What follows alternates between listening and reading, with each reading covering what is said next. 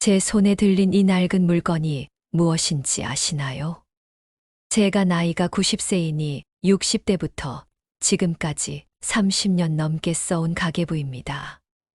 여기에는 제가 평생 벌고 쓴 돈의 역사가 고스란히 담겨 있지요. 얼마 전 이 가계부를 찬찬히 넘겨보다가 저는 무릎을 탁 치며 깊은 깨달음을 얻었습니다. 우리가 노후에 하는 후회 중 가장 큰 후회는 하지 못했던 일에 대한 후회와 함께 바로 잘못 쓴 돈에 대한 후회라는 것을요.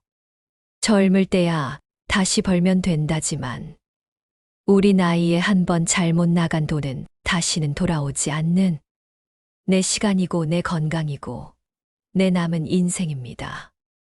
많은 분들이 노후 준비라고 하면 돈을 아끼고 모으는 것만 생각합니다. 하지만 제가 평생 사람 마음을 연구해 보니 돈을 어떻게 쓰느냐가 얼마나 모았느냐 보다 우리의 행복에 훨씬 더 큰 영향을 미칩니다. 오늘은 제가 이 낡은 가계부와 제 머릿속의 심리학 지식, 그리고 주변의 이야기를 바탕으로 우리 노년의 행복을 좀 먹고 땅을 치며 후회하게 만드는 최악의 돈 씀씀이 네 가지를 알려드리겠습니다. 이 네 가지만 조심하셔도 돈 때문에 밤잠 설치고 자식과 등 돌리는 일 없이 남은 인생 마음 편히 사실 수 있을 겁니다. 특히 많은 분들이 사랑이라고 착각하고 있는 세 번째 지출과 아무도 말해주지 않았던 마지막 네 번째 지출에 대한 이야기를 들으시면 아마 내가 이럴 뻔했구나 하며 가슴을 쓸어내리게 되실 겁니다. 여러분, 제가 90년을 살며 얻은 지혜를 나눠드릴 테니 구독과 좋아요 한번 꾹 눌러주세요. 자, 그럼 여러분의 소중한 노후 자금을 지키는 지혜. 지금부터 시작하겠습니다. 첫째, 속은 텅 비고 겉만 번지르르한 남 보이기용 돈. 첫 번째로 가장 후회되는 돈은 내 기쁨이 아니라 남에게 잘 보이기 위해 쓴 돈입니다. 요즘 모임에 나가보면 친구들 손에 반짝이는 명품 가방이 하나씩 들려 있고 누구는 외제차를 새로 뽑았다고 으스대기도 하죠. 그런 걸 보면 나도 모르게 마음이 조급해집니다. 나만 너무 초라해 보이나? 이 정도는 해줘야 무시 안 당하는데. 왜 우리는 이렇게 남의 눈을 의식하며 비싼 물건을 사게 될까요? 여기에는 아주 재미있는 심리학적 원리가 숨어 있습니다. 바로 쾌락의 셔틀라인 현상입니다. 말이 좀 어렵죠. 쉽게 말해 행복의 쳇바퀴라는 뜻입니다. 비싼 명품 가방을 처음 샀을 때를 상상해 보세요. 가슴이 두근거리고 세상을 다 가진 것처럼 행복하죠. 하지만 그 행복감은 얼마나 갈까요? 그건 마치 아주 달콤한 사탕을 먹는 것과 같아요. 처음 입에 넣었을 때는 와, 정말 달다 하고 행복하지만 그 단맛은 금방 사라져 버리죠. 그러면 우리는 또 다른 단맛을 찾아 더 크고 더 비싼 사탕을 찾게 됩니다. 명품 가방이나 비싼 물건이 주는 기쁨도 똑같아요. 잠깐 나를 우쭐하게 만들 뿐 내 마음의 허전함을 채워주지는 못합니다. 오히려 더 큰 허전함만 남기죠. 심리학 연구에 따르면 이런 물질적 소비가 주는 행복은 길어야 3개월을 넘지 못한다고 합니다. 금세 그 가방은 익숙해지고 우리는 또 다른 새로운 자극, 더 비싼 물건을 찾아 쳇바퀴를 돌리게 됩니다. 결코 채워지지 않는 갈증과 허무함만 남는 거죠. 또 다른 이유는 사회 비교 이론 때문입니다. 우리는 끊임없이 주변 사람과 나를 비교하며 내 위치를 확인하려는 본능이 있습니다. 친구 순자 씨가 새로운 다이아 반지를 끼고 나오면 내 손의 금반지가 초라해 보이고 김 사장이 외제차를 뽑았다는 소리를 들으면 내 국산차가 부끄러워지는 마음. 이 비교에 덫에 걸리는 순간 우리는 내 행복이 아닌 남보다 나아 보이는 것을 위해 지갑을 열게 됩니다. 제 모임에 나왔던 최 여사님 이야기가 생각나네요. 평생 알뜰하게 사셨던 분인데 은퇴 후 새로 들어간 골프 모임에서 기가 죽어 지냈다고 합니다. 다들 명품 옷에 명품 가방을 들고 나오는데 본인만 너무 초라하게 느껴졌던 거죠. 결국 큰맘 먹고 자식들에게 물려주려던 쌈짓돈을 깨서 수백만 원짜리 명품 가방을 샀습니다. 처음 며칠은 어깨가 으쓱했지만 그뿐이었습니다. 친구들은 가방에 잠시 관심을 보일 뿐 여전히 그들만의 이야기로 어울렸고 최 여사님은 그 가방을 들고 갈 곳이 골프 모임 말고는 없었습니다. 결국 그 가방은 장롱 깊숙한 곳에 처박히게 되었죠. 최 여사님은 말씀하셨습니다. 박 여사, 내가 그 돈으로 뭘 한 건지 모르겠어요. 그 돈이면 우리 손주들 맛있는 거 100번은 더 사줬을 텐데 말이야. 여러분, 거칠에 쓰는 돈만큼 아까운 돈도 없습니다. 그 돈으로 차라리 내 마음에 남는 추억을 사세요. 소유가 아닌 경험에 투자하는 것입니다. 수많은 심리학 연구 결과가 증명합니다. 똑같은 100만 원이라도 명품 가방을 사는 것보다 가족과 함께 멋진 여행을 다녀오거나 평생 배우고 싶었던 악기를 배우는 것이 훨씬 더 길고 깊은 행복감을 준다는 것을요. 물건은 낡고 유행이 지나지만 소중한 사람과 함께한 경험은 내 마음속에 영원한 추억으로 남아 두고두고 나를 미소 짓게 하는 진짜 명품이 되어주기 때문입니다. 둘째, 귀가 팔랑거려 날려버린 뜬구름 잡는 돈, 남의 말만 믿고 하는 투자. 두 번째 후회는 내 피 같은 노후 자금을 남의 말만 듣고 허공에 날려버리는 경우입니다. 우리 나이가 되면 마음이 조급해지고 귀가 얇아지기 쉬워요. 정보에 어둡고 마음 한편에는 나도 늦기 전에 돈 좀 불려볼까 하는 조급함이 있기 때문이죠. 이때 사기꾼이나 주변 사람들이 아주 달콤한 말로 유혹해 옵니다. 사장님, 여기 곧 개발된다는 정보가 있는데 땅 조금만 사두시죠. 1년 안에 10배는 뜁니다. 이 주식 아는 사람만 아는 고급 정보인데 지금 안 사시면 평생 후회합니다. 이런 말을 들으면 마음 한구석에서 욕심이라는 불길이 활활 타오릅니다. 나만 이 좋은 기회를 놓치는 거 아닐까 하는 불안감에 이성적인 판단이 흐려지는 거죠. 이건 마치 마트에서 오늘만 이 가격 하고 외치는 소리에 필요도 없는 물건을 덥석 사버리는 것과 같아요. 왜 우리는 이런 허무맹랑한 말에 넘어가게 될까요? 여기에는 우리의 판단력을 마비시키는 두 가지 강력한 심리적 함정이 있습니다. 첫째는 소외되는 것에 대한 두려움입니다. 포모라고 하죠.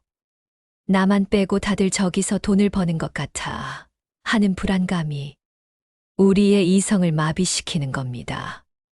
마치 맛집 앞에 길게 늘어선 줄을 보면 맛이 있는지 없는지도 모르면서 일단 나도 줄부터 서고 보는 심리와 같습니다. 둘째는 군중 심리입니다. 여러 사람이 한 방향으로 달려가면 그 방향이 옳다고 믿고 무작정 따라가는 양떼 같은 심리를 말합니다. 내 친구 순이도 샀다는데, 김 사장도 투자했다는데 하는 말에 내 돈의 안전성보다는 다른 사람도 한다는 사실에 더 큰 안도감을 느끼고 섣부른 결정을 내리는 거죠. 제 남편의 사촌 동서가 이 신기루 지출의 대표적인 희생자였습니다. 평생 성실하게 일해서 퇴직금을 두둑이 받으셨는데 동네 지인에게서 아주 확실한 정보라며 기획 부동산 투자를 권유받았습니다. 제가 아무리 정부 공문서나 서류를 꼼꼼히 확인해 보라고 조언했지만 그분은 나를 뭘로 보고 다 알아봤다 하며 큰 소리를 쳤습니다. 그분이 알아본 것이란 그저 그 지인이 보여준 가짜 서류와 다른 사람들도 많이 투자했다는 뜬 소문뿐이었습니다. 결과는 어땠을까요? 1년이 지나고 5년이 지나도 그 땅은 개발되지 않았고 그 지인은 흔적도 없이 사라졌습니다. 평생 모은 퇴직금은 쓸모없는 땅에 묶여 휴지 조각이 되었고 그분은 화병으로 몸져 눕고 말았습니다. 여러분, 이런 뜬구름 잡는 돈의 유혹을 어떻게 이겨낼 수 있을까요? 제가 제안하는 철칙은 3일의 법칙입니다. 누군가로부터 아무리 달콤하고 확실해 보이는 투자 제안을 듣더라도 절대 그 자리에서 결정하지 마세요. 알아보고 3일 뒤에 연락드리겠습니다. 라고 말하고 시간을 버는 겁니다. 그리고 그 3일 동안 뜨거워졌던 욕심을 차갑게 식히고 반드시 자녀나 은행 같은 믿을 수 있는 전문가에게 상담을 받으세요. 이 3일의 냉각기가 당신의 전 재산을 지켜줄 수 있습니다. 세상에 공짜 점심은 없고 쉽게 버는 돈은 더더욱 없다는 사실. 절대 잊지 마세요. 그런 게 있다면 그 기회는 절대 나에게까지 오지 않습니다. 셋째, 사랑이라는 이름에 밑 빠진 독에 물 붓는 돈, 자식에게 올인하는 돈. 이제 가장 마음 아프고 가장 많은 어르신들이 눈물을 흘리며 후회하는 지출에 대한 이야기입니다. 바로 다 큰 자식의 구멍난 주머니를 내 노후 자금으로 계속 메워주는 것입니다. 부모가 자식한테 돈 쓰는 게 뭐가 잘못이냐고 하실 수 있습니다. 물론 마음은 저도 충분히 이해합니다. 내 자식이 힘든데 어떻게 부모가 모른 척 하겠어요. 문제는 그 도움이 한 번으로 끝나지 않는다는 데 있습니다. 심리학에서는 스스로 문제를 해결할 기회를 주지 않고 모든 것을 부모가 대신해 주는 것을 과잉보호 또는 성인 아이 만들기라고 부릅니다. 물고기를 잡아주는 것이 아니라 물고기 잡는 법을 가르쳐야 한다는 말이 있죠. 그런데 우리는 다 큰 자식이 사업에 실패하고 빚을 져도 안타까운 마음에 덜컥 내 노후 자금을 깨서 그 구멍을 막아줍니다. 그 순간은 문제를 해결한 것 같지만 장기적으로는 더 큰 문제를 만듭니다. 자녀는 내가 실패해도 부모님이 해결해 줄 거야 라는 학습된 무기력에 빠지게 됩니다. 스스로의 힘으로 일어서려는 의지를 잃고 계속해서 부모에게 의존하는 진짜 어른 아이가 되어버리는 거죠. 부모의 마음은 어떨까요? 처음에는 사랑이었지만 이게 2번, 3번 반복되면 사랑은 점점 원망과 속상함으로 변해갑니다. 내가 너한테 해준 게 얼만데? 너는 아직도 이 모양이니? 자식은 자식대로 그때 도와달라고 한 적 없잖아요. 라며 죄책감에 되레 큰 소리를 치게 됩니다. 결국 아름다운 부모 자식 관계는 왼수 같은 빚쟁이 관계로 변해버리고 말죠. 제 이웃에 살았던 한 할머니의 이야기가 평생 잊히지 않습니다. 그분은 40대 아들이 사업 빚으로 힘들어하자 살고 있던 마지막 남은 집까지 팔아서 빚을 갚아주셨습니다. 아들이 재기해서 자신을 모실 거라고 굳게 믿었기 때문이죠. 하지만 아들의 사업은 또다시 실패했고 할머니는 결국 월세방을 전전하는 신세가 되었습니다. 더 비참한 것은 아들은 죄책감 때문에 어머니를 찾아오지도 못하게 되었고, 할머니는 자식에게 버림받았다는 원망과 자신의 어리석음에 대한 후회로 매일 밤을 눈물로 지새웠습니다. 사랑이라는 이름으로 모든 것을 내어준 결과가 자식과의 관계 단절과 비참한 노후였던 겁니다. 그렇다면 자식이 정말 힘들 때 어떻게 도와주는 것이 지혜로운 방법일까요? 저는 차가운 머리와 따뜻한 마음이 필요하다고 말씀드립니다. 마음은 따뜻하게 자식의 아픔에 공감해 주되, 머리는 차갑게 현실을 직시해야 합니다. 내 노후를 위협하지 않는 선에서 딱 이번 한 번만이라는 명확한 경계선을 긋고 도와줘야 합니다. 그리고 그 돈은 주는 돈이 아니라 명확하게 빌려주는 돈이라는 차용증이라도 받아두는 것이 오히려 나중에 자식과의 관계를 지키는 방법이 될 수 있습니다. 자식에게 냉정하게 보일까봐 두려워하지 마세요. 진짜 냉정한 것은 부모와 자식 모두를 불행의 구렁텅이로 몰아넣는 묻지마 지원입니다. 넷째, 가장 서글픈 후회. 시도하지 않은 꿈에 대한 지출. 자, 이제 마지막 네 번째 지출입니다. 이것은 우리가 돈을 써서 후회하는 것이 아니라 쓰지 않아서 평생 후회하게 되는 돈에 대한 이야기입니다. 바로 나 자신의 기쁨과 성장을 위해 썼어야 할 돈을 말합니다. 많은 어르신들이 평생을 나를 위해서는 돈을 쓰지 않고 오직 가족을 위해 희생하고 절약하며 살아오셨습니다. 그리고 노후 자금을 손에 쥐고도 혹시 아프면 어떡하나, 자식들 손 벌리면 줘야지 하는 불안감에 그 돈을 쓰지 못하고 통장에만 넣어두고 바라만 봅니다. 심리학에는 후회 이론이라는 것이 있습니다. 사람들은 자신이 해서 실패한 일보다 하지 않아서 시도조차 못 해본 일에 대해 훨씬 더 크고 오래도록 후회한다는 이론입니다. 우리 나이가 되어 지난 날을 돌아볼 때, 그때 그 명품 가방 괜히 샀네 하는 후회보다 그때 돈 아깝다고 생각해서 배우지 못했던 그 기타 한 번 배워볼 걸. 건강할 때 마음 맞는 친구랑 그 좋다는 남해로 여행 한 번 다녀올 걸 하는 후회가 훨씬 더 가슴을 아프게 한답니다. 제 친구 경숙이의 이야기가 꼭 그렇습니다. 경숙이는 젊을 때부터 그림 그리는 것을 참 좋아했습니다. 하지만 먹고 살기 바빠서 꿈을 접었죠. 은퇴 후에 시간도 돈도 여유가 생겼지만 이 나이에 그림은 무슨 그 돈으로 손주들 과자나 하나 더 사줘야지. 하며 선뜻 그림 도구를 사지 못했습니다. 대신 주변 사람들이 다들 하니까, 건강에 좋다니까 큰 돈을 들여 고급 헬스클럽 회원권을 끊었습니다. 결과는 어땠을까요? 운동에 별로 흥미가 없었던 경숙이는 한 달에 한두 번 가다가 결국 그 회원권을 그냥 날려버렸습니다. 지금 경숙이는 요양원에 누워 창밖을 보며 이렇게 말합니다.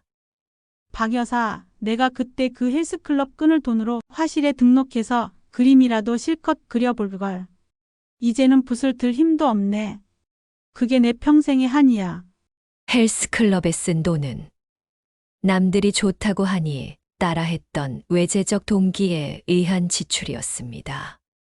하지만 그림은 자기 마음 깊은 곳에서 우러나온 내재적 동기에 의한 꿈이었죠.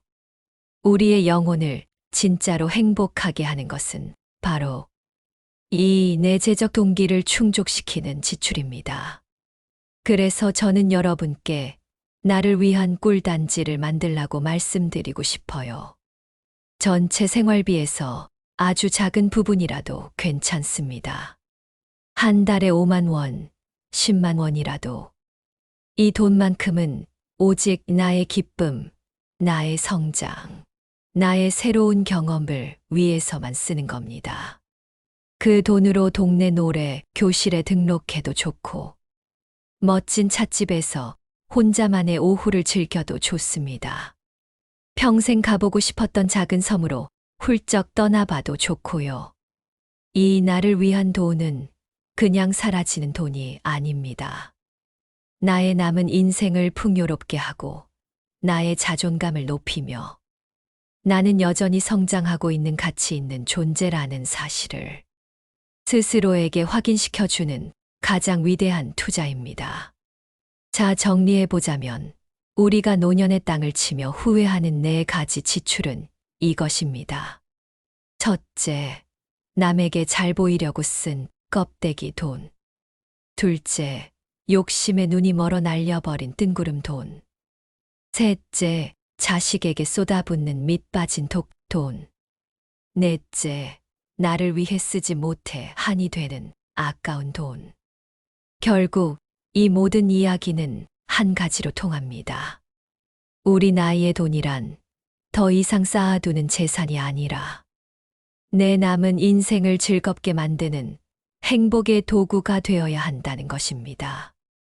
남의 시선을 채우는 대신 내 마음을 채우는 곳에 돈을 쓰세요. 뜬구름을 잡으려 애쓰는 대신 내 곁에 있는 소중한 사람과 맛있는 밥 한 끼를 더 사 드세요. 자식의 짐을 대신 져주는 대신 그들이 스스로 걷도록 멀리서 응원해 주세요.